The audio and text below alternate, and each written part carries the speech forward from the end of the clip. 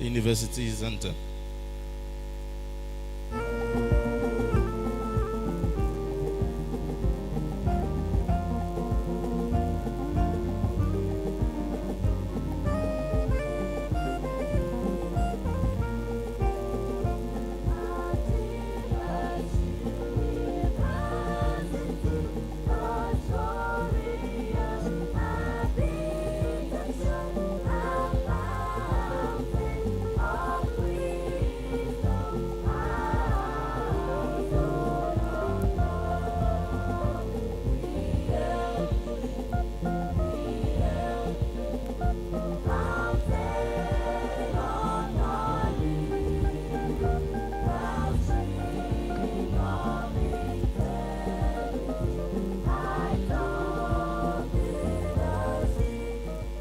Thank you very much. A round of applause for Achievers University as I call on Dr. O.T. Okay, to please come give us the opening prayer.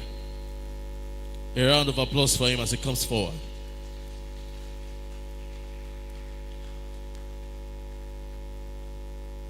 Shall we pray? Our Father, I never want to appreciate and bless your holy name for today. This is the day we've been praying for, looking towards the day.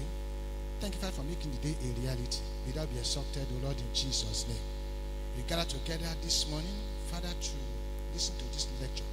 Take control in the name of Jesus. From the beginning to the end, Father, let your counsel, plans, and purpose be established in the name of Jesus. Thank you, Father, for our guest lecturer and for those around, O Lord Jehovah. By the time we finish everything going back, we pray, you that brought us here safely, return us home safely in the name of Jesus. Thank you, Father, because you know you have heard us. In Jesus' mighty name we pray.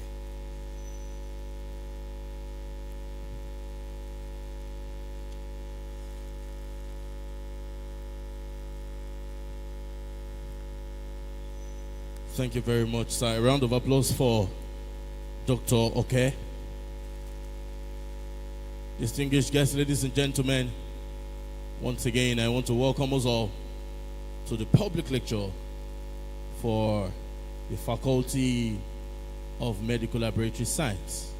And to the best of my knowledge, I know medical laboratory science is the bedrock of medicine. Do you agree with me? I think you don't agree. Do you agree with me? I can see the way the head of nursing department is looking at me. He does not want to agree with my... Thank you, ladies and gentlemen. In our midst today, we have the presence of the Vice Chancellor of Achievers University, Professor Omolola Irinoye, who is ably represented by the Deputy Vice Chancellor of this great institution, Professor Oyesoji Aremo. You're welcome, sir. Distinguished guests, ladies and gentlemen, we need finance for everything. So we have the presence of the bossa of this great university, the person of Mrs. Aru Ayodiji. You're welcome, ma. And of course, we have the host of this great event, the Dean, Faculty of Medical Laboratory Science, a person of Professor Oduwole. You're welcome, ma. Distinguished guests, ladies and gentlemen, we have the head of the department, medical microbiology and parasitology department, Dr. Pio Uyigwe. The acting head, hematology and blood transfusion science department, Dr. O.T. Okay. We have the coordinator histopathology department, Mrs. J.A. Okay. The coordinator of chemical pathology department, Mr. M.B. Ajayi. And we have the presence of the head of Department of Nursing Sciences, the person of Dr. Ola Olorunfemi. We have the presence of the Deputy Director Academic Planning. Oh, okay. Before I introduce the Deputy Director, I think I should introduce the President of the Director of Academic Planning and Quality Assurance, person of Professor T.S. Adenegon. The Deputy Director is also well seated here in person of Dr. Ilesomi. And of course, here today, our guest speaker is no other person but Professor Babatunde Salako. At the course of the program, the other citation for the guest lecturer will be done. And we want to welcome the great students of the Faculty of Medical Laboratory Science. I think he deserves a round of applause. Distinguished guests, ladies and gentlemen, to give us the welcome address with a resounding round of applause, please make welcome the Dean of the Faculty of Medical Laboratory Science and person of Professor Oduwole. Good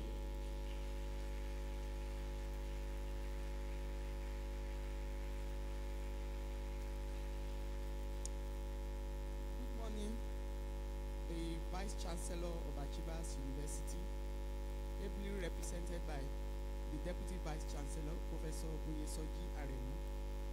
I also welcome other principal officers. I welcome provosts, the deans of colleges and faculties, head of department, distinguished guest lecturer, Professor Babatunde Salako,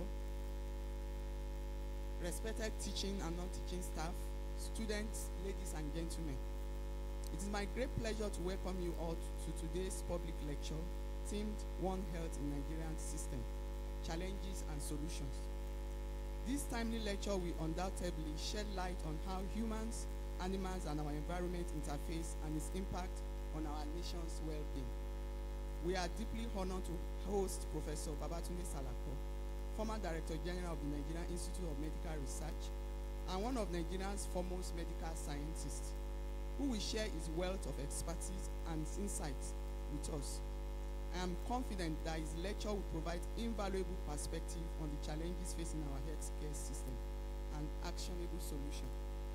This lecture, hosted by the Faculty of Medical Laboratory Science, Achievers University, exemplifies our commitment to academic excellence and intellectual discourse.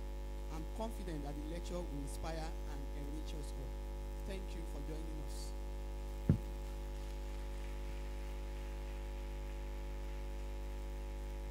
Thank you, ma. Another round of applause for Professor Oduwole. I never knew the speech would be so concise and precise. Distinguished guests, ladies and gentlemen, to give the opening remarks, please make welcome the Vice Chancellor, who is ably represented by the Deputy Vice Chancellor of Achievers University in person of Professor Oyesoji Aremu. Thank you so much. Good morning, everyone. Good morning, everyone. I have this very singular honor to not to welcome the guest speaker or the guest lecturer, as the case may be, but also to welcome to this university one of my respected ogas at the University of Ibadan, one of the vocal voices in the University of Ibadan, and one of the respected leaders in the University of Ibadan. I'm talking of Professor Babatunde Salako. Few weeks ago, probably on to 2-3, the Dean of Faculty of MLS mentioned that they were thinking of having a public lecture.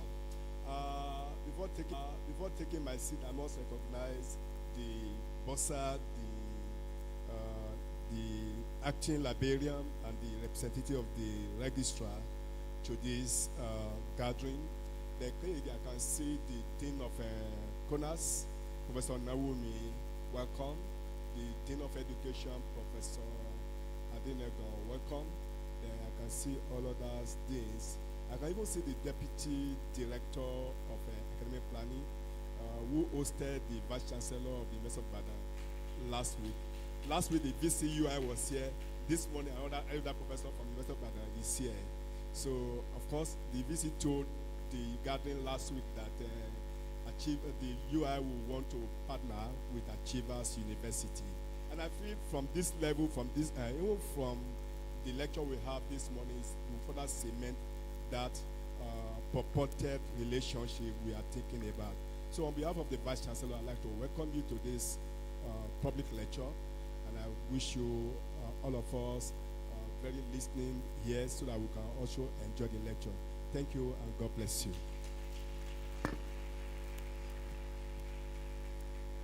Please, another round of applause for Professor Yesoji.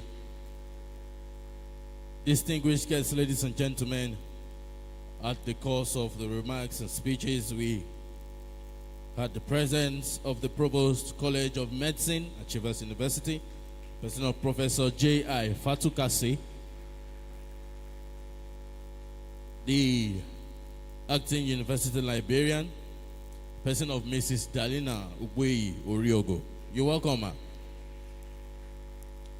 We have the presence of the Dean College of Engineering in person of Professor Onowumi. You're welcome, sir. Distinguished guests, ladies and gentlemen, we have the presence of the acting registrar of medical laboratory science, who is ably represented by scientist Obanewa Obagbemi. You're welcome, sir. On this note, ladies and gentlemen, to move swiftly into the main business of the day, which is the public lecture. But before that, we listen to the citation of our guest lecturer, who's going to be taken by Mr. A.O. Kehinde. A round of applause for him, please. Thank you very much. Ladies and gentlemen, I stand on the already established protocol. It is both a privilege and an honor to stand here before you to read the citation of today's distinguished guest lecturer, a renowned academic, a thought leader, and a source of enduring inspiration within and beyond the walls of academia. Join me as we journey through the remarkable achievements and legacy of Professor Babatunde Lawal Salako. Before I proceed, Madam VC, kindly permit me to read the citation of Professor Babatunde Salako.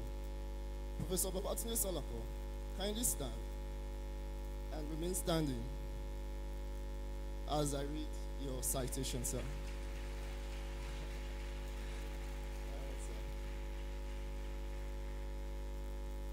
Professor Babatunde Lawal Salako was born on the 23rd of July, 1959, in the historical town of Ota, Ondo State. He had his early educations in Asarudin Institution at Ofa and Ota, where he excelled both academically and in leadership. He earned his MBBS degree from the University of Ibadan in 1986 and completed his residency program at the University College Hospital, Ibadan. Professor Salako obtained the fellowship of the West African College of Physicians in 1994. Subsequently, he became a consultant nephrologist and a lecturer in 1996 and was appointed Professor of Medicine in 2006. Professor Salako is a fellow of the Royal College of Physicians, both Edinburgh and London. He has secured prestigious fellowships and research grants from the World Health Federation, the McCarthy Research Grants, the National Institute of Health, where he is currently a co-principal investigator. Now, he is working on multiple groundbreaking studies on hypertension and kidney diseases.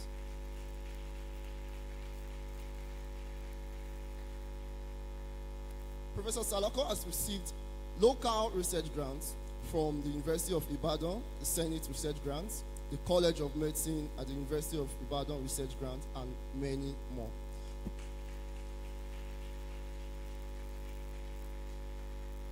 Professor Salako played a pivotal role in the first kidney transplant at UCH.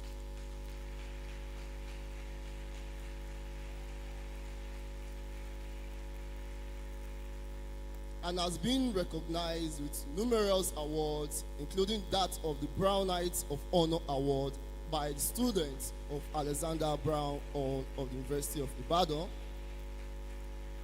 and a Lifetime Achievement Award from the University of Ibadan. Between 2014 and 2016, Professor Salako was a member of the management of UCH Ibadan and sat in attendance on the governing council of the University of Ibadan and served as the provost of the College of Medicine. Professor Salako has held significant leadership positions such as the chairman of the Nigerian Medical Association, Ondo State branch, and was a member of its National Executive Council between the year 2000 and 2006. He was the president of the Nigerian Association of Nephrology from 2016 to 2018, and also the editor of the Tropical Journal of Nephrology for 7 years. Professor Salako's global footprint includes roles such as a visiting nephrologist at the Manchester Royal Infirmary, Manchester University Hospital, United Kingdom, a visiting professor at the Department of Public Health Services, Loyola University, Chicago, a visiting professor at the Nephrology Division of the Medical School, University of Michigan, United States, and a visiting professor at the University of Arizona, United States. Professor Salako was invited by the Center for Disease Control, CDC, in Atlanta as a member of the international experts panel that helped design an international seminar on the control of chronic diseases and cardiovascular diseases epidemiology for sub-Saharan Africa. In 2010, Professor Salako was invited by Novartis International as an opinion leader in an international consortium to discuss kidney transplantation for sub-Saharan Africa in Dakar, Senegal. Professor Salako has represented our great nation, Nigeria, on several global platforms, such as the World Health Organization and Tropical Disease Research, the European and Developing Countries Clinical Trial Partnership, the EDTCP, thus cementing its place on the global stage. Coming back home, Professor Salako has served as the chairman of the National Health Research Committee and the National COVID-19 Research Coalition. Now, he is a member of the Tech Fund Research and Development Standing Committee.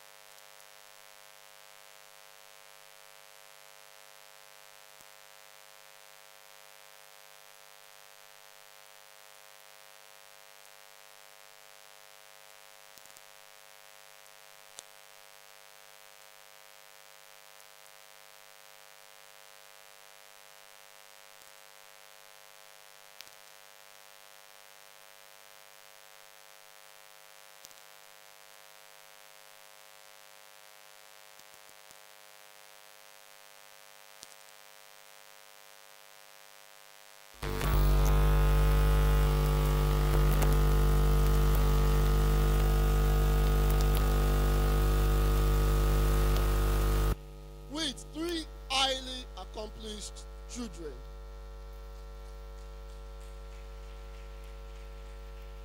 Now, he enjoys music, traveling, reading, listening to the Holy Quran.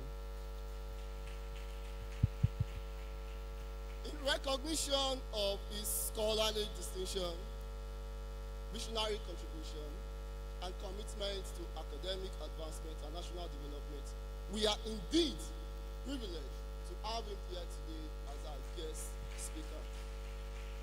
On behalf of the Faculty of Medical Laboratory Science, Achievers University, I respectfully invite him to this podium to deliver his guest lecture. Ladies and gentlemen, with a rousing round of applause, I present to you an erudite scholar, a true Nigerian icon, our guest speaker, Professor Babatunde Lawal Salako.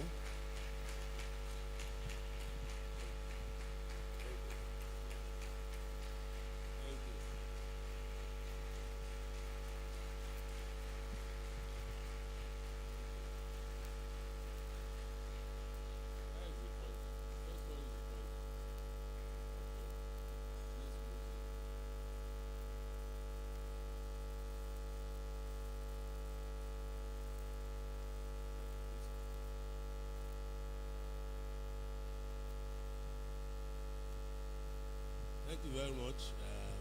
Let me thank the young man that introduced me. Even though I can't deny some of the things he has said, I think some of them were said in a very polished manner to make it look very good. Again, let me start from the principal officers of the university. The Vice Chancellor, who is unavoidably absent, and then of course my good friend and colleague here, Professor Adamu, who actually made me to come here. Because I need to confess, the state of this nation now, traveling on the road, and so when I got the invitation, I was posting them. Because I think it was almost 6 months to the time. So I said, there is plenty of time. Let me just post them first. So I said, okay, that I've had. And then one day, his phone rang. My phone rang and I saw his name. Then he said, that people, I didn't know that he was already here. So he said his people wanted me to come. I didn't want to go before, but he encouraged me. He told me how he comes from Ibadan from time to time, the road is safe and all of that. So I took that on the face value, and I was working on the lecture. But it didn't end there. About 4 weeks ago, I called him. I said, it looks like this lecture will be given by Zoom. And there is something that he did that beats me. He didn't try to convince me. I said, is it that I'm still thinking that is it that it will be by Zoom or I will come? I know that they are already preparing that for me to be there is better, but I'm considering Zoom. He just said, whichever one you want. And that beats me. I said, this man really want me to be the one to be the architect of my whether good fortune or misfortune. So that I won't say, oh, he's the one who forced me. So I choose to come.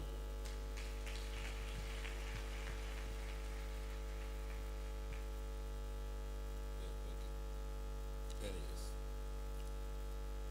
So I want to thank you, Prof, for the role that you have played to get me here.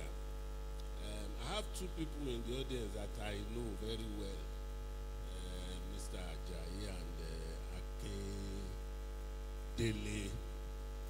Two good, nice gentlemen who worked with me when I was the DG in Naima.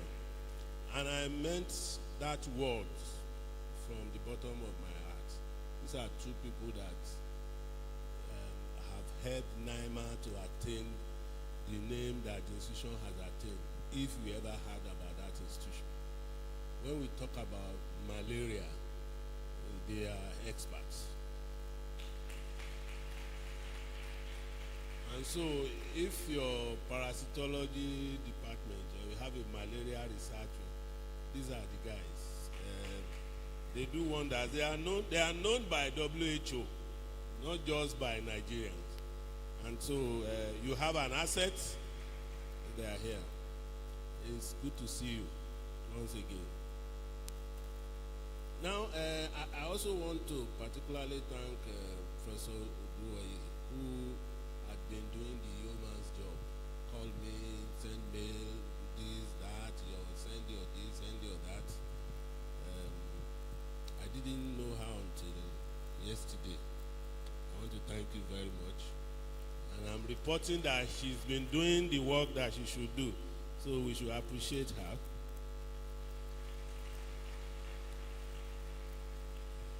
So to our other colleagues who are here, lecturers, I recognize you. The students, I think you are very lucky to be in this university. I have been hearing about Achievers University on print and electronic media. So I used to think that all these new universities and their nurses. So when I now got the letter to come, I said, okay, this is an opportunity to see what it looks like. And I'm saying it the way it is. So when I got to that road, and I first saw the fence, the lawn, everything was, I said, this must be the university. Because it is the university. And I looked around when I came in, everything looked well organized. The lawns were well kept. The students were wearing identification tags. And I concluded that yes, this university is living up to its name. So Achievers University is actually achieving.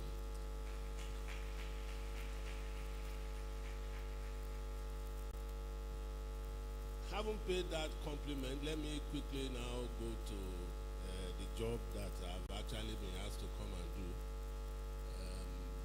which is to talk about One Health and the Nigerian health system. What are the challenges that we have? How can we navigate through those challenges? Incidentally, faculty of, is it basic medical laboratory sciences? I think University of Ibadan will have something to learn from your faculty. We started this program some years back, and it's still a departmental program. We wanted a faculty-based program. This is part of our problem of One Health. We wanted a faculty-based program, like the MBBS, but the council wanted a departmental-based program. So here now, you are a faculty, and it's the same council that accredited the program. I wonder why they refuse to accredit it as a faculty in Ibadan. These are part of our challenges. So when I get back to the college now, I'm going to tell the provost that in Achievers University, they have a faculty. So we should tell them and insist that we want it as a faculty. I have left the topic the way it was sent to me because I thought that it's simple that way and people can easily understand what is supposed to be discussed. So I'm going to start by talking a little bit about our country, the Nigerian profile.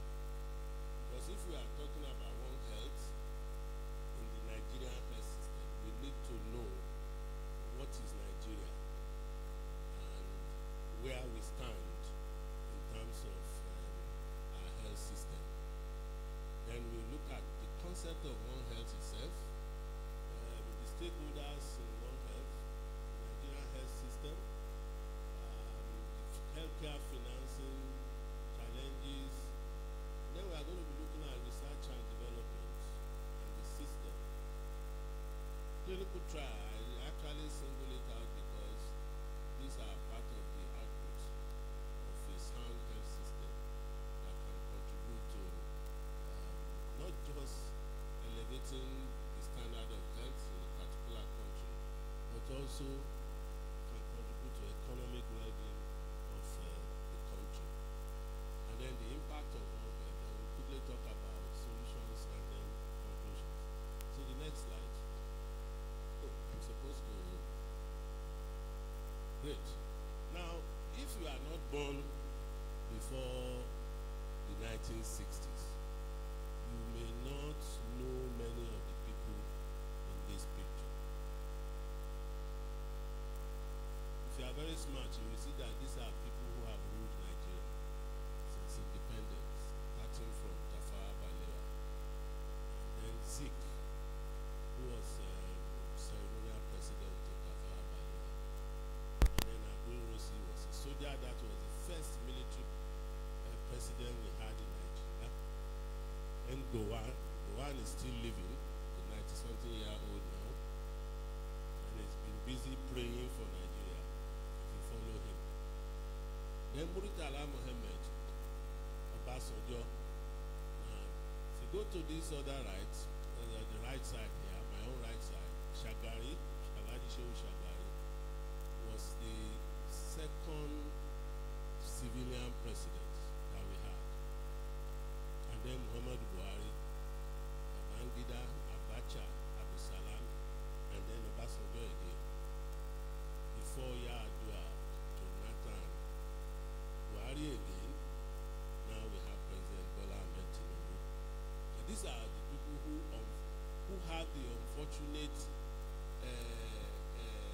opportunity, let me put it that way, to rule Nigeria. And I use that word because Nigerians are, and I'm talking about all of us, myself inclusive, Nigerians are very impatient. We want our problems to be solved like yesterday. Whereas the problems were not created yesterday. The leaders need time to solve our problem. To many of us, these are the people who have caused problems in Nigeria. I'm sure that's our conclusion. 60 to 80% of us will believe that these are our problems. I'm coming to that. Now look at the profile. We have 28 years of military rule. We have problems of corruption. It's still there.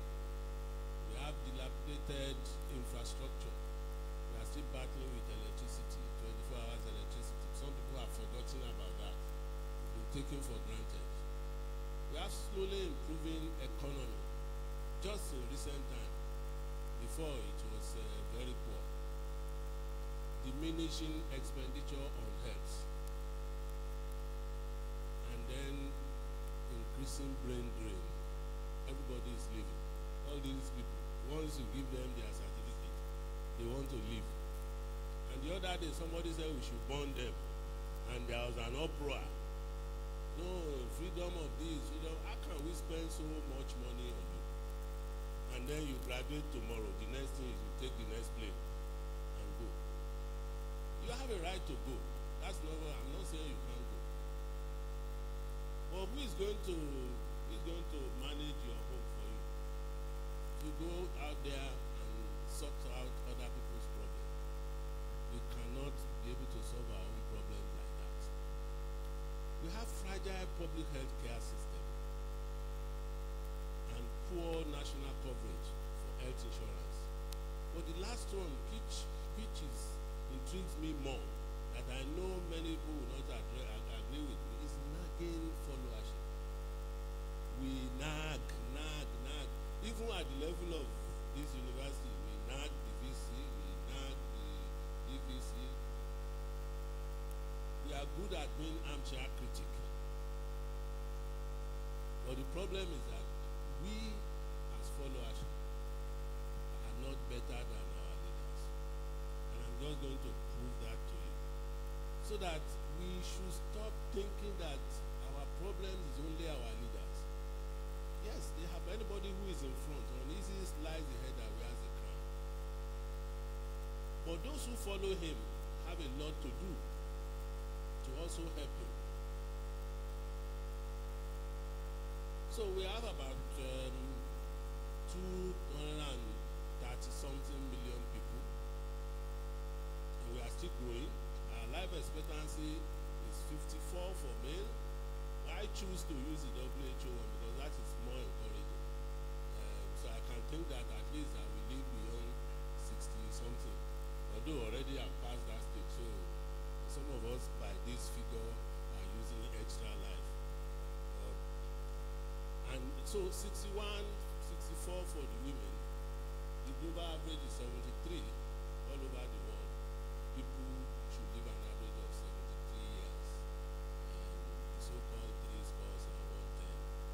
Well, we have very poor health indices, which is a measure of the performance of any health system of any nation. Maternal mortality of almost 600 per 100,000 life births. Infant mortality of 67 per 1,000 life births. 5 mortality of 102. These are one of the highest in the world.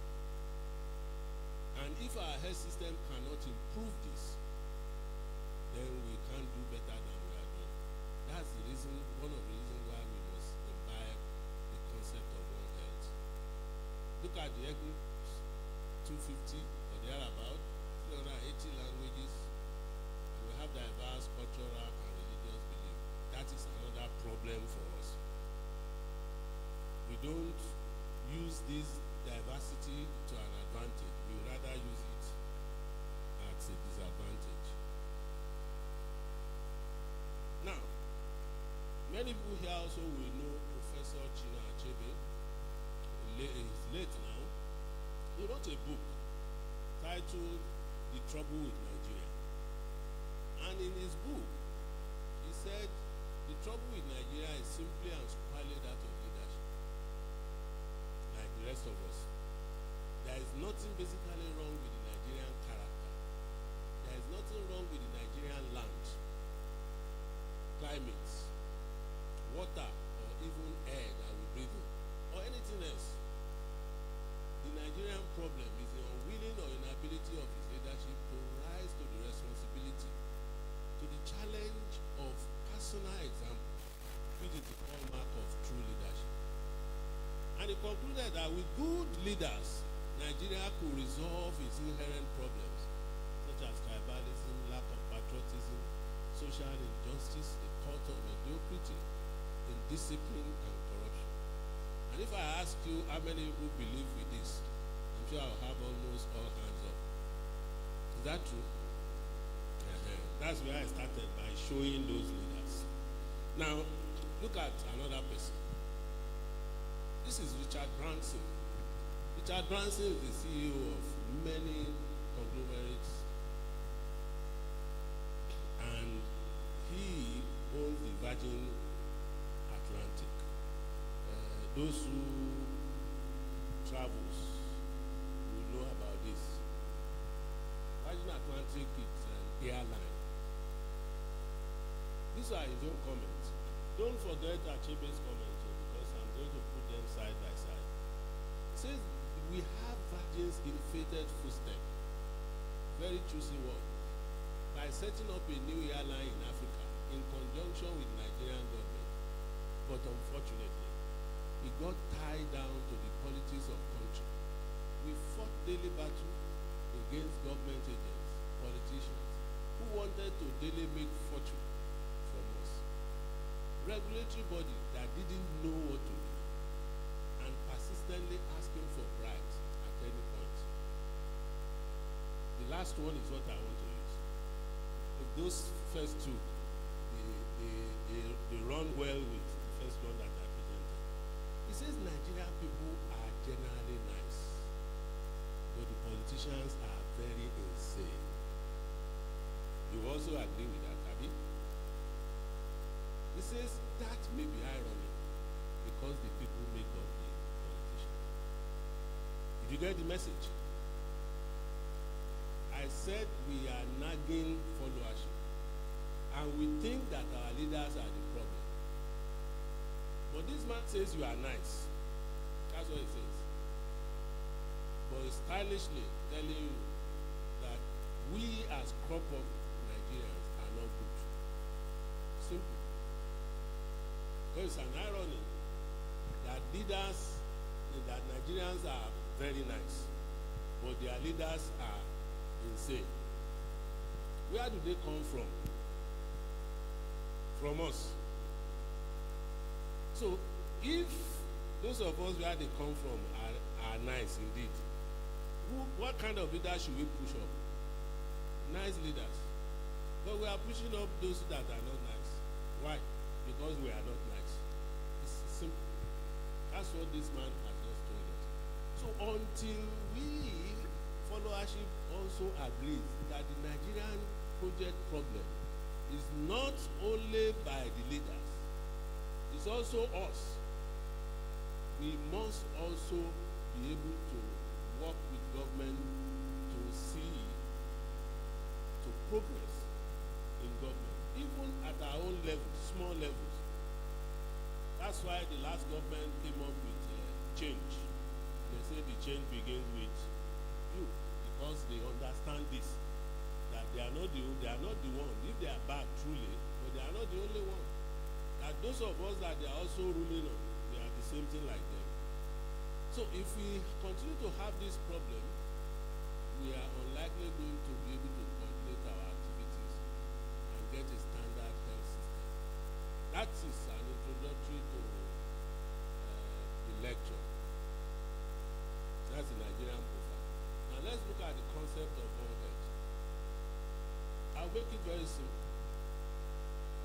You have various aspects of health. But oftentimes when we talk about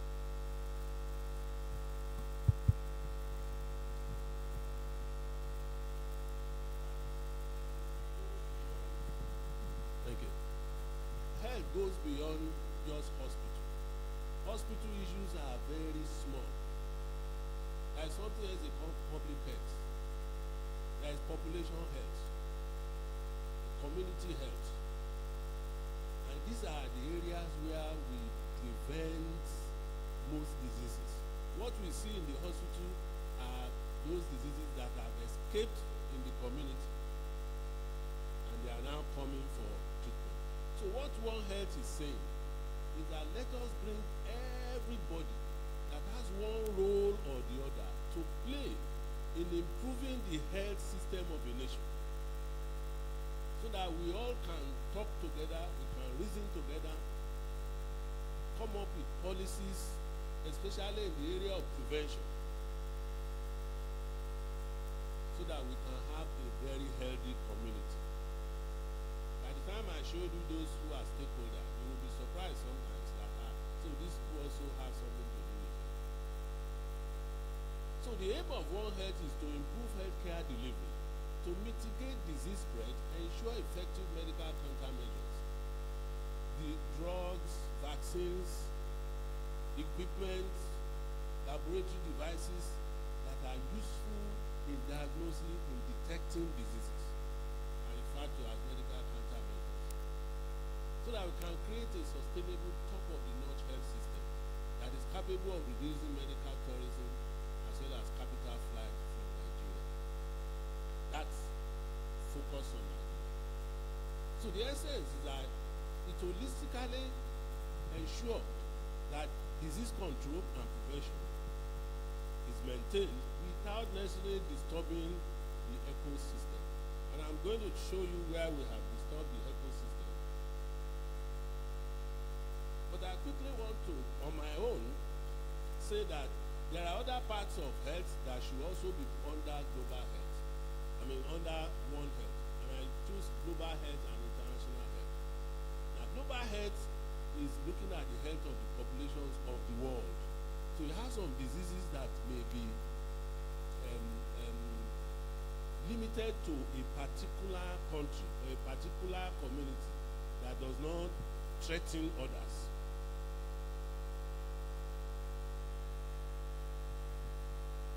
If you ask me to come from Lagos to come and talk, you will not ask me to stop now. But I will try and go faster, because I thought I wanted you to understand what I want to say. So, global health should also be under One Health. The reason, and then international health, the reason is that when you have a disease outbreak, and everybody, look at COVID time, US is bringing money, UK is bringing vaccine. Everybody is coming to Nigeria and they are just doing what they like. That's not One Health. If we want One Health, all those health must come under One Health.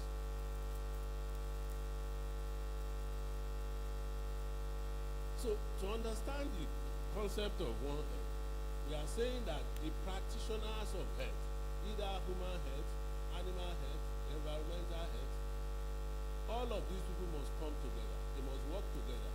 They must collaborate. They must communicate, and they must coordinate, so that they can have the optimal health outcome that we want. Not just for humans, also for animals, and for the ecosystem. Now, the other one that I wanted to add to it is called planetary health. The heart as a planet is where we live.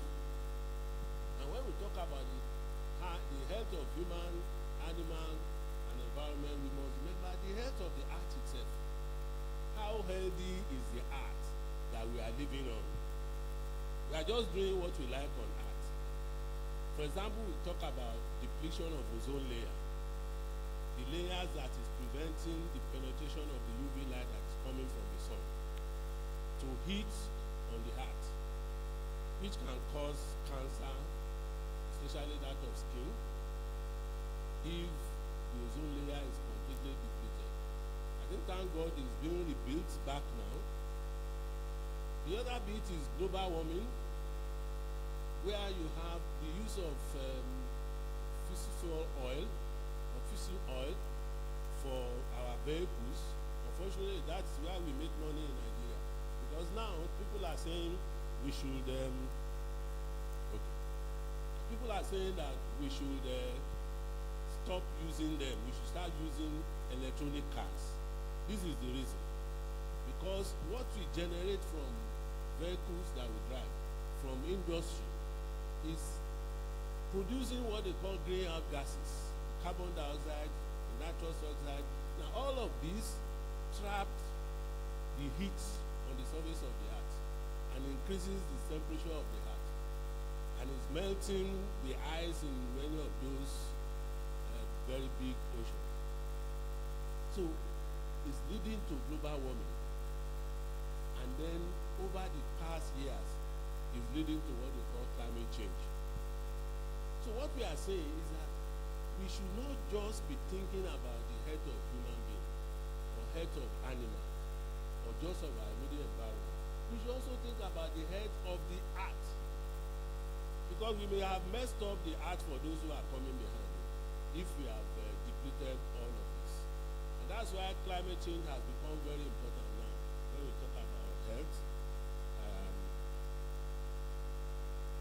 So generally, this is the scope of what we call One Health, right? Why should we be bothered about One Health? I think I've tried to explain some of it, that the way the environment and the earth is being used can cause contamination, can cause pollution, climate change conditions, and many of these changes also affect the viruses, the bacteria in the habitat. And so we've been having most disease outbreaks coming from animals. In the last few, in fact, it's believed that more than 75% of emerging human infectious diseases in the last few decades originated from animals. If you take COVID, if you take Ebola, all of those dangerous diseases are coming from animals. So we cannot ignore our relationship with the animal. We cannot ignore our relationship with the environment that that can lead to disease that can affect us. Look at this. This is overcrowding. Imagine that you have Ebola or COVID at the time to have dropped in this place. What will happen? And ordinarily when you see this, you may not think of health. You just think, oh, this is just an environmental problem. Look at open defecation. Look at flooding. Most of the time, in some of the states where there is a lot of flood, that's when cholera comes in. Because this water gets mixed up with some wells, some the water that some people drink, and then all sorts of pollution. And as long as these things are in our environment, we must necessarily think about one health. Because all those people who are practitioners in this area need to come together, to think together, and to fashion out how they can solve the problem. So who are the stakeholders? We are in the university. The university, especially School of Human and Veterinary Medicine.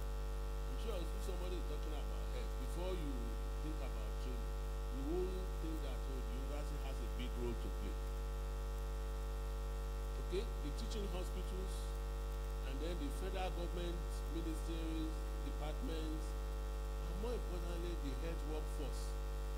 All of these people needed to work together. But I'm going to say a little bit about the regulatory bodies. The regulatory bodies are causing problems, including for the laboratory medical sciences.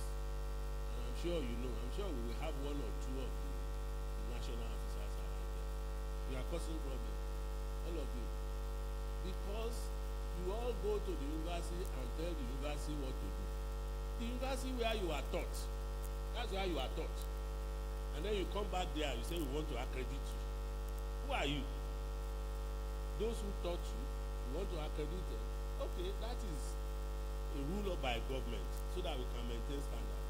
But you cannot come there and be dictating to the university what the university should be doing. Because that knowledge that you are bringing in the first place was given to you by the university. So it is expected that you are likely to know better than them. In fact, they are even keeping up with the cutting edge of knowledge than those who are outside. But what do we see?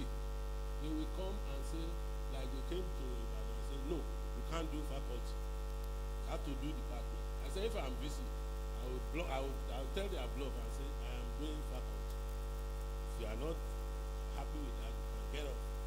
And I'll produce my account, and we will all go to the Ministry of Health and Education and argue it. So they will do that. The Medical and Dental Council will come and tell university, we don't want these people to teach our who the hell are you? When they taught you, who are the people who taught you? So I think the universities are not waking up to their responsibility. These people, when they come, you should call their bluff. Then all of you should go to the ministry. Let the ministry come. Because they are all put there by the ministry. So why can't you, an establishment of government, be causing problem for government establishment? Let's assume that, okay, you are private university. So what about Ife, Ibadan, Lagos? They do the same thing.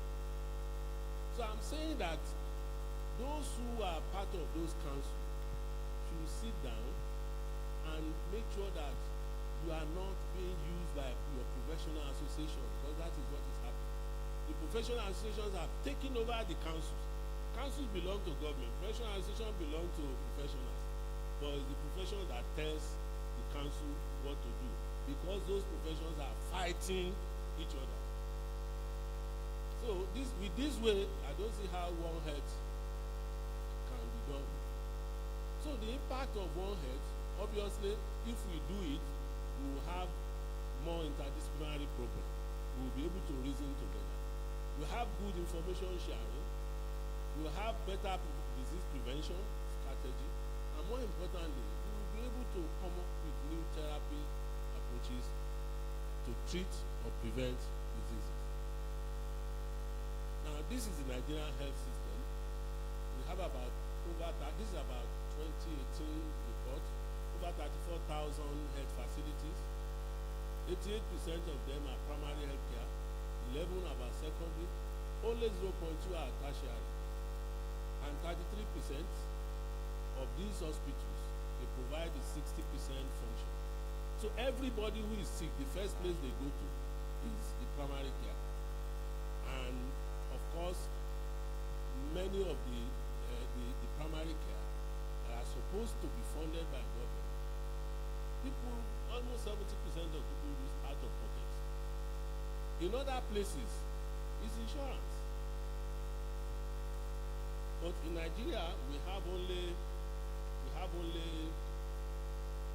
federal government people on insurance. Even those ones, the unions have refused to let them pay because they believe government must be the one paying. In those places that we are talking about, because we also tell US, UK, the place is fine, everybody is going there. Do you think it's this kind of nonsense that we are doing? The WHO has one assessment they call joint external evaluation to look at countries, how ready they are for an emergency. What they found in Nigeria a few years ago is the same thing that we are saying. Poor coordination between MDAs. They don't talk together. Even though we have researchers, we have doctors, we have nurses, we have scientists, but they don't talk to each other. They are busy fighting. How can you do One Health with that? Because One Health wants to work together across national and international boundaries. And if we are not even cohesive within, how can we take advantage of what we have internationally? Insufficient funding. Fund can never be enough. Anywhere, even in your own house, it can never be enough. So don't use it as an excuse for not performing. Because the first thing they say, oh, what's the problem? Everybody say, oh, no money. They are not being funded. You will never be funded up to what you need. So when you find yourself in a position where you are supposed to use money for something, look for it. And judiciously spend the ones that you are given. Now, because the country also wants to improve on the health system, they have tried all sorts of health reforms. And I just listed some of them here. But I think I'm going to mention only one, which is the establishment of the NHIS. Is now NHIA by reenactment in 2022. Now, when this happened, it left the states alone. Whereas it should have been compulsory. But the kind of government that we run, the states have their own assembly. They make their own law. So federal government cannot make a law that will cover them. But they did something. They produced what they call the Basic Healthcare Provision Fund, which is about 1% of the consolidated revenue of the federal government and any donor agency fund that they get.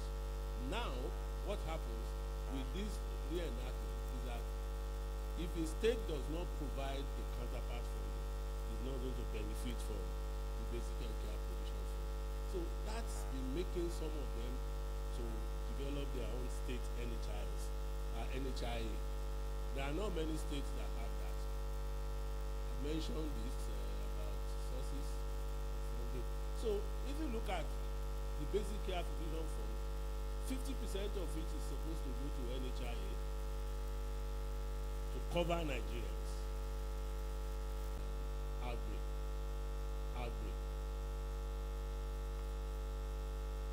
So what are those challenges? We've been mentioning some of them.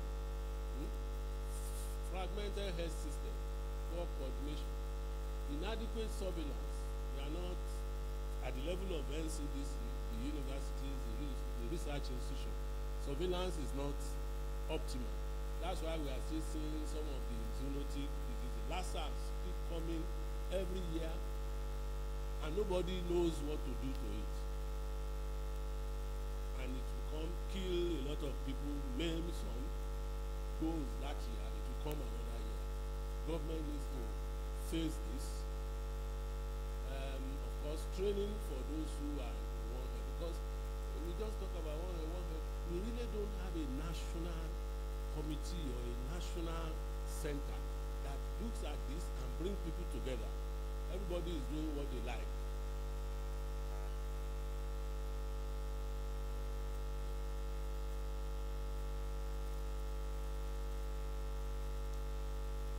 Anyway, let me just.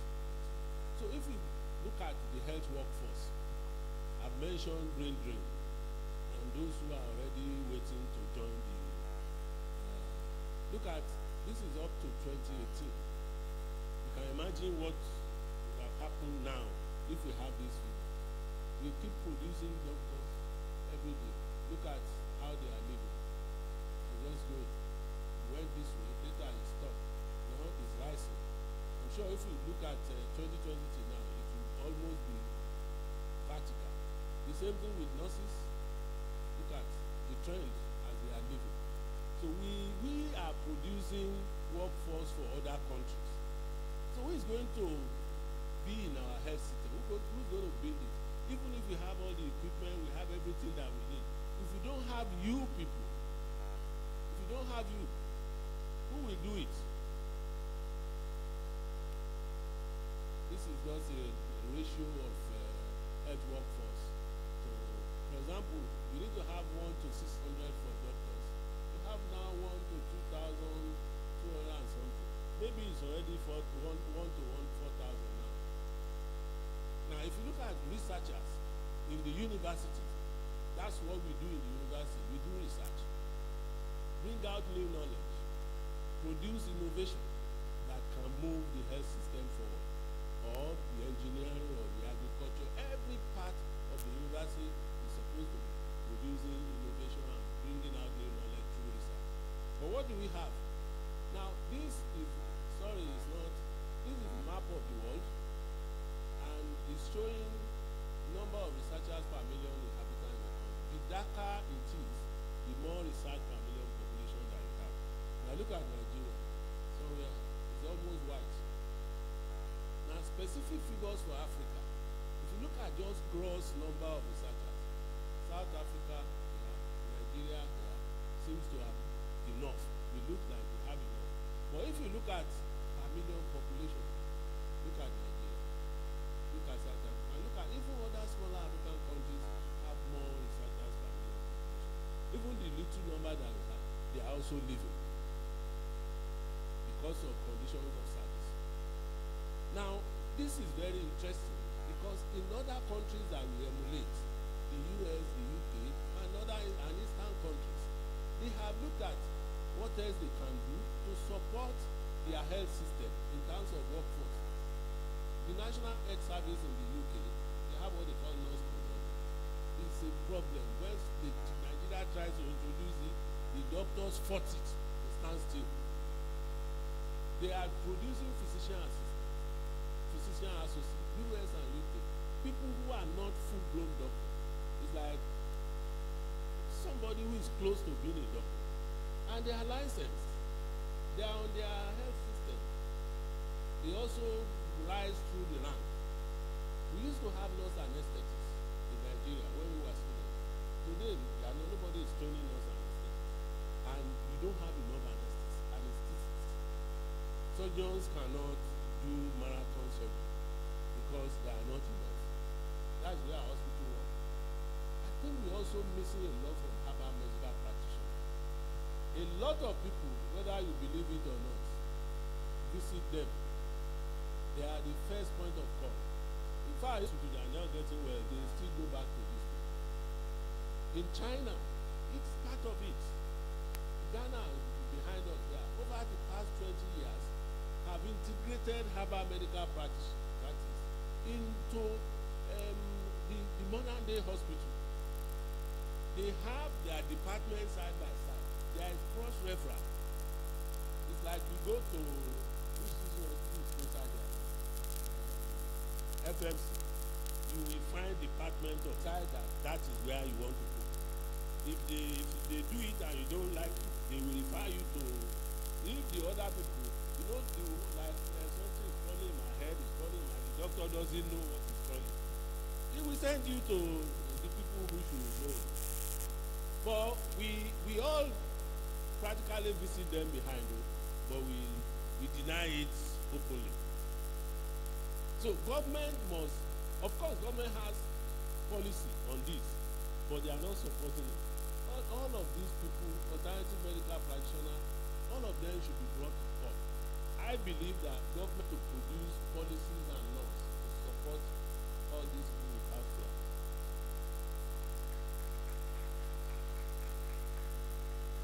Because if you do it, you can find a physician associate in one village, and it can solve a lot of problems. If you have a herbal medical practitioner all over around, and they are refined, they are governed by law, they have a council.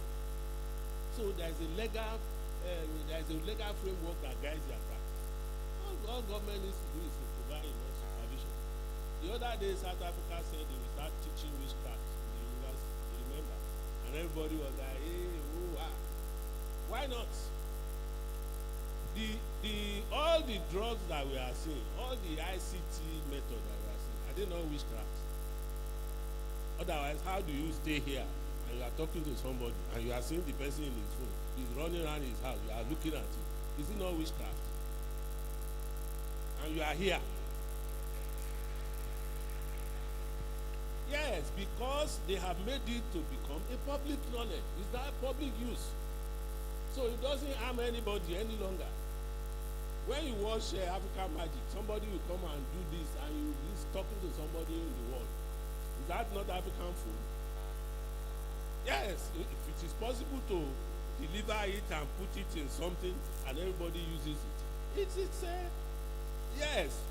But our own, we don't want to, anything that is Africa is bad. Anything that is Oimbo is good.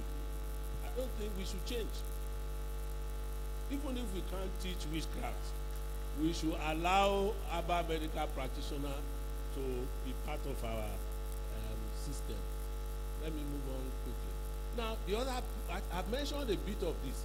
In the learning environment, where you want to train nurses, laboratory scientists, doctors, physiotherapists, you should own his hospital. Don't let somebody else own it, because they will be fighting you. Look at federal government, it has teaching hospital, it has provost. Even the hospital is bearing the name of the university. But what happened? The CMD is fighting the provost, or is fighting the VC. The VC appoints lecturer. The CMD says, I don't have space for them. These are things that cannot help our own health concept if we continue to do this. So that's why I'm talking to you professionals and those who are in council. Think about what you are supposed to add to Nigeria. We have poor infrastructure. We don't have good laboratories. I think the one that I've seen later is the only Achievers University laboratory. When I saw it yesterday, my remark was that this is better than many public universities laboratories. But you must maintain. You need to maintain. We don't have internet, we don't have power. Most universities cannot pay electricity. Not to talk. So we have big problems if we are talking about our own health. It's not just easy. Most of the things that all the other advanced countries have taken for granted, we are still struggling with it. And then you have brain drain at lecturer level, at medical level, everywhere. So I brought this concept of what they call particularism and universalism. Now, particularism is seen as a group of people who just feel it's me in particular. That's what I mean. It's only me. The group thinks only about themselves. Let me say, I don't want to. Let me use laboratory medical. Since you asked me to come and talk, you should be able to hear the truth. You think that it must be only your group. You don't care what happens to the nurses, those stupid doctors, all these other. You don't care. And when you fight for something, you fight only for you. You even fight that they shouldn't give the other person. I'm using you as an example. Before somebody told me when I'm out. It's just an example. it happens to all the professional associations. We are too particularistic. We are not interested in others. We are interested in Lola ourselves. That will not all go well. So I'm preaching that we should do principle of universalism. What does it say? It says a universalistic group has a broad outlook in its aim and encourages an association to look beyond its members to see what unites that association with another. It preaches mutual respect, justice, empathy, love, and affection. If we in the university here, we have this laboratory sciences group, you have the nurses, the physiotherapy, you have, and you work together in the concept of one health. Because if you want to make sure that the health system within the university put to greater height, you have to work together. They cannot be bringing samples to you, and you are only the one doing the work. You are not telling them what they are doing wrong, the way they should do it, the way they should improve it, or they are not telling you that the report they got, they don't believe in it. You need to look at it again. You need to create standards.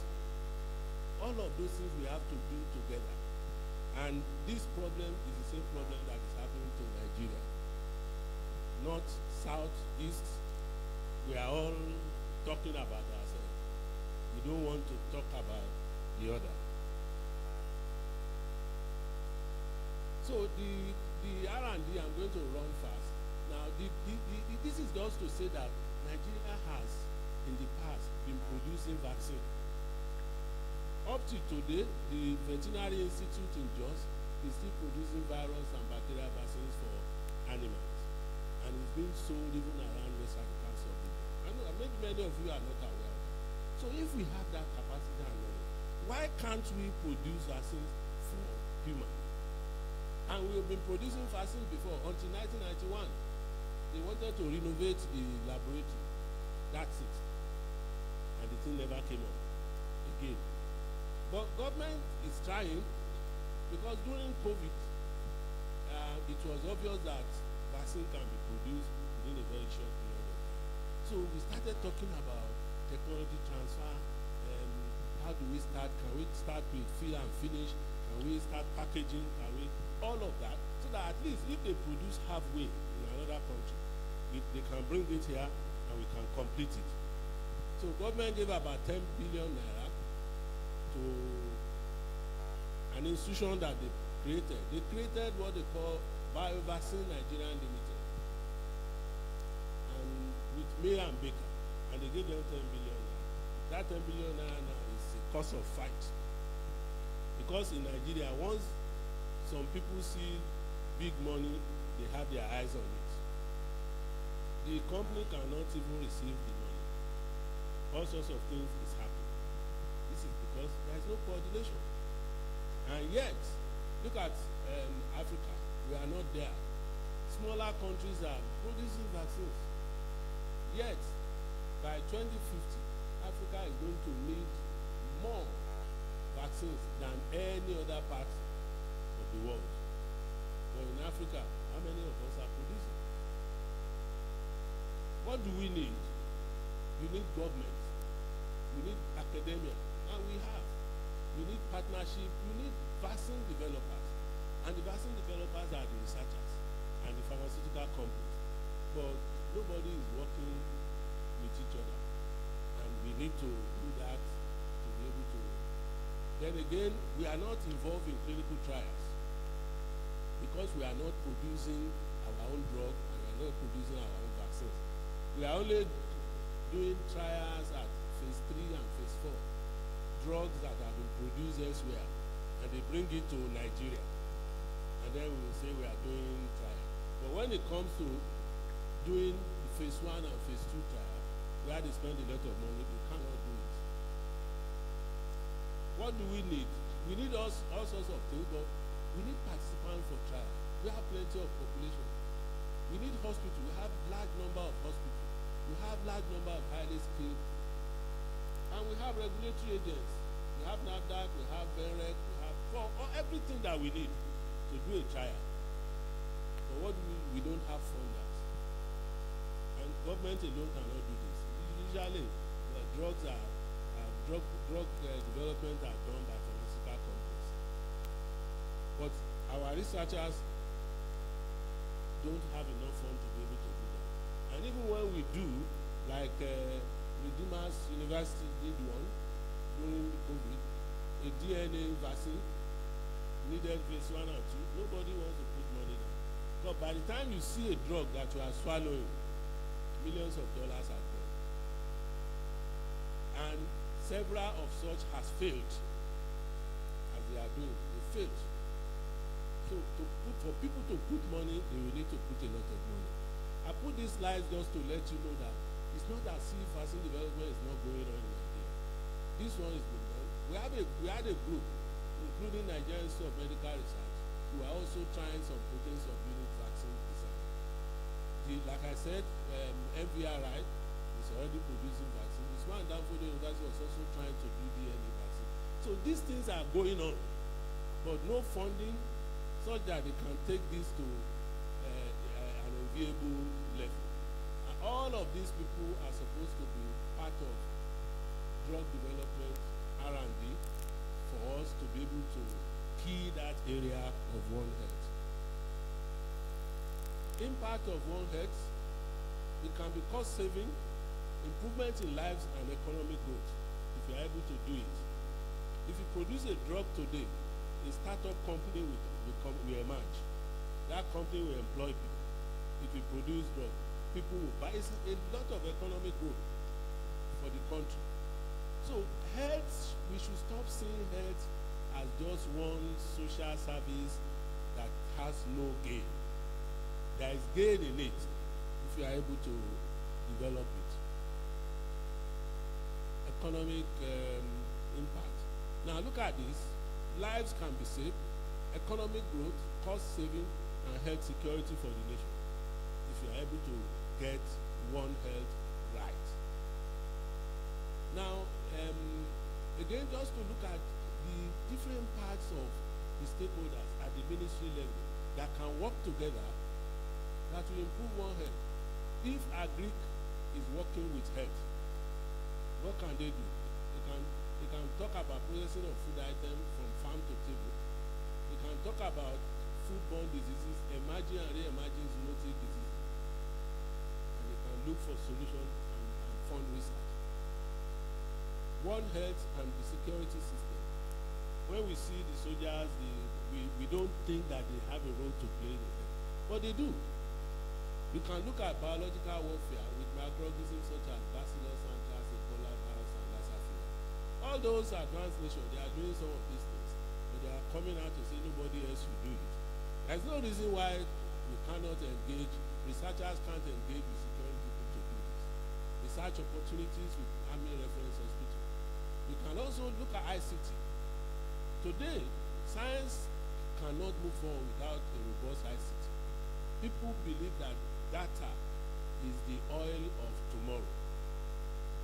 Those who are in ICT, I think they are earning more money than those who work in NNPC now. You may not agree with me, but that is the truth. So people say data is the oil of tomorrow. So ICT and health and One Health needs to work together. Because big data, when we are talking about genomics data now, very heavy data, can only be analyzed with robust data servers. Now the pharmaceutical company, we need to develop local pharmaceutical companies because we can produce homegrown pharmaceutical drugs that will be cheaper, will be readily available for us, and we don't have to think about them in dollars. So we need to ensure that we integrate the multi-sectoral collaboration within the health membership of the One Health. Okay? But we must develop and implement a national One Health strategic plan. I'm not sure we have one. We have all sorts of strategic plans for health, for agri, for whatever. But in one that encompasses all of them, I'm not sure we have one. We must look at training. We must train people. We must begin to introduce concept of One Health to all these young guys as they are growing up. Let them know that We are not working in isolation. We need to work with people. For my impact to be felt, I need to be in a team. Okay? Let me move on fast. Now, this is about research. We just need to improve research. Establish a national repository of research outputs so that research that are coming from Achibas University, for example, is available for local pharmaceutical companies or engineering companies to come and take a look at it. We need to establish research days where we bring in these people to interface with researchers, because they might see some of these things that they can take into the laboratory and it becomes something very useful.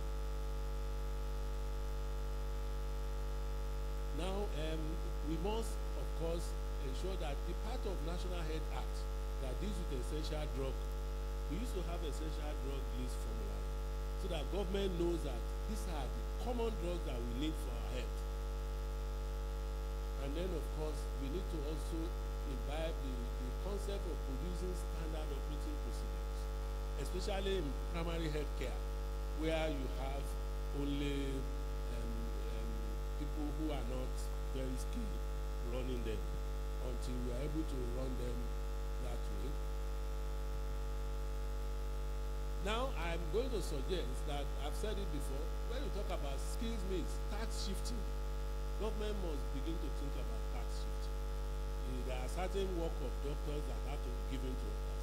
There are certain work of the laboratory scientists that should be given to others. And there are certain work of the nurses that should be given to others. Because Nigeria is so big, and we have plenty of rural areas, and all these professionals don't want to go there. Even in the face of rural allowance, they have not gone there. So we must begin to think of professional changes in terms of shifting tasks or sharing tasks with others. And then, of course, we must learn, the stakeholders must learn to work together. This is very important. Administrative positions. The VC doesn't need PhD to run the university. I don't think so. But it needs more experience in administration. Masters in administration, business administration. So for me, anybody who wants to be VC cannot just come with his PhD. Where is your masters in administration? Where is your masters in business? Where are your experiences? All of this should be put there. So that it's not everybody who thinks I have a PhD, I'm a professor, that will come. You go for the course, go and learn it.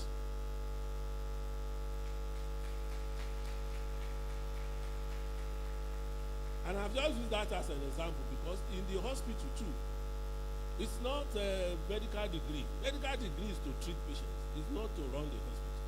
So for me, if you want to run the hospital, go and learn. Go and do masters in business. Go and do masters in health administration. Go for courses. Let us see your CV and your experience.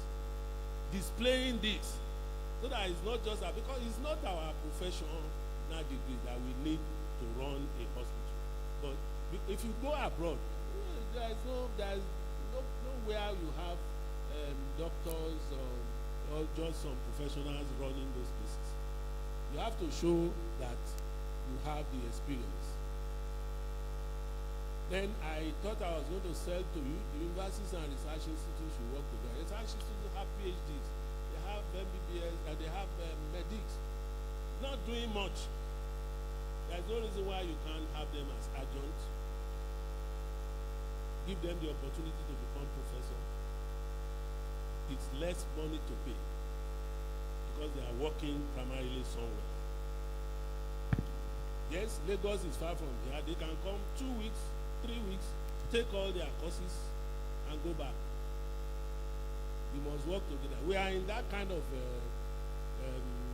this thing, arrangement with about 5 universities now. And I think it's that experience that brought Mr. Ajayi here after retirement.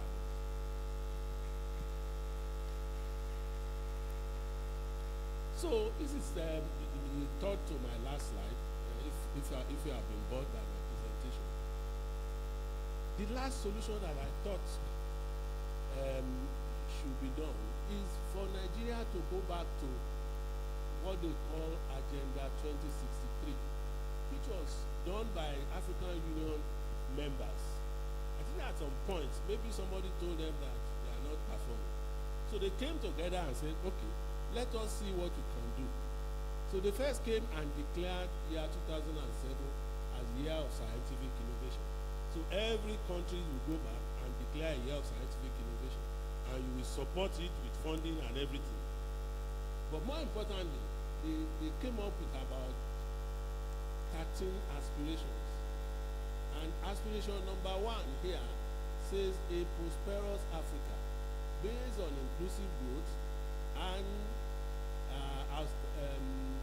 sustainable development. And the level of that says by 2063, some of you may think it's too far. Maybe some of us may not be around at that time. But what is important is that if these things are done, there will be better life for those of you who are younger and those who are coming behind. It says African countries will be among the best performers in global quality of life measures. This will be attained through strategic of inclusive growth, job creation, increasing agricultural production, investment in science, technology, research and innovation, gender equality, youth empowerment, and the provision of basic services, including health, nutrition, education, shelter, water, and sanitation. What have we been talking about? All of this.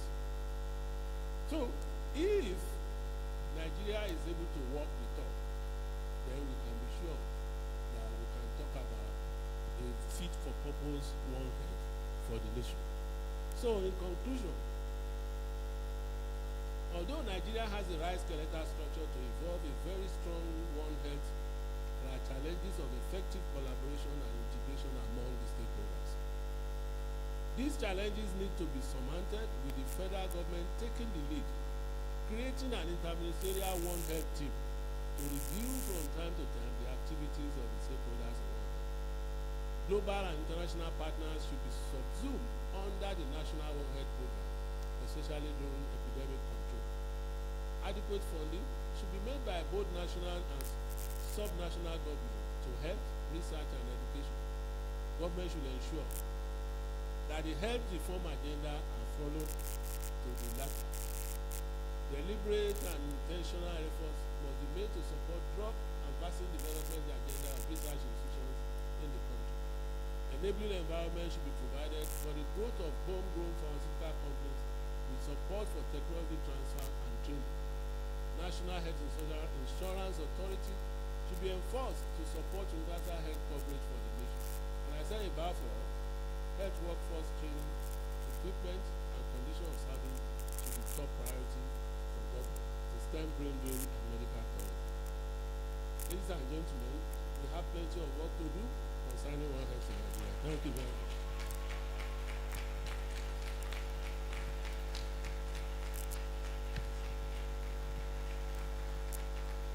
Please, if you are jamming those hands together, you can do better. Thank you very much, sir, for running us through the challenges, the solution in One Health in Nigeria. Ladies and gentlemen, another round of applause for our guest lecturer.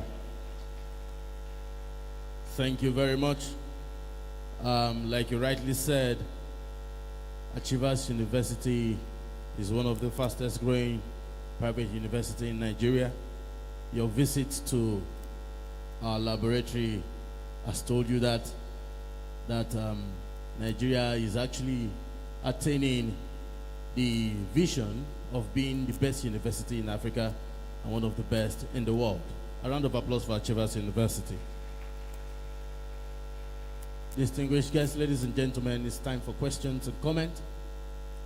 Before I do that, I want to recognize the presence of my head of department, the head of department mass communication, Dr. Aro Abimbola. You're welcome, sir. That's my director of guy. If he says I should not come, there's nothing we'll do about it. Thank you, sir. So questions and comments, we'll take 4 from the students and 2 from staff member. Question or comment concerning the challenges and solution to One Health Nigeria. We have 1, Dr. Ilisomi. Yes, 1 student. We have 3 to go for students. Please, a round of applause for the student as he steps forward.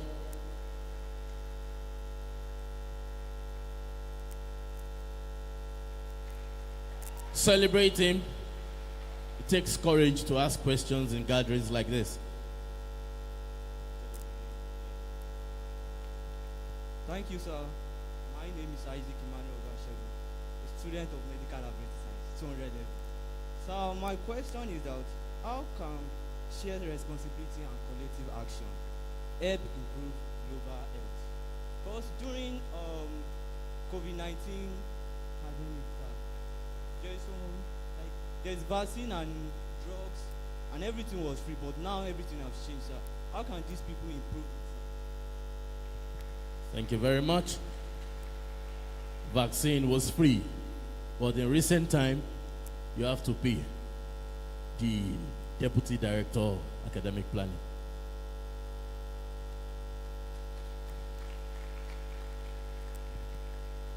Thank you very much, our distinguished professor and guest lecturer, for that thought-provoking lecture that you have given us on One Earth. My question is centered on the complexity of Nigeria, the cultural diversity, and then environmental difference across Nigeria. Based on all this complexity, diversity in terms of cultural, in terms of economic, in terms of environmental, how can the health care be addressed by One Earth? That's my question. Thank you very much, sir.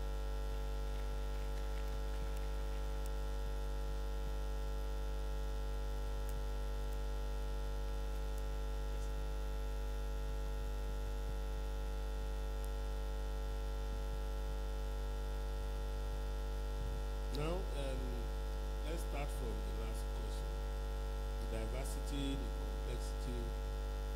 We are looking at the advantage that can bring to One Earth. When you have different environmental setting, you have different cultural setting. So, what obtains in the southwest may not obtain in the north or in the east. Now, what that tells you is that you need to understand both cultural belief, religious belief in those areas.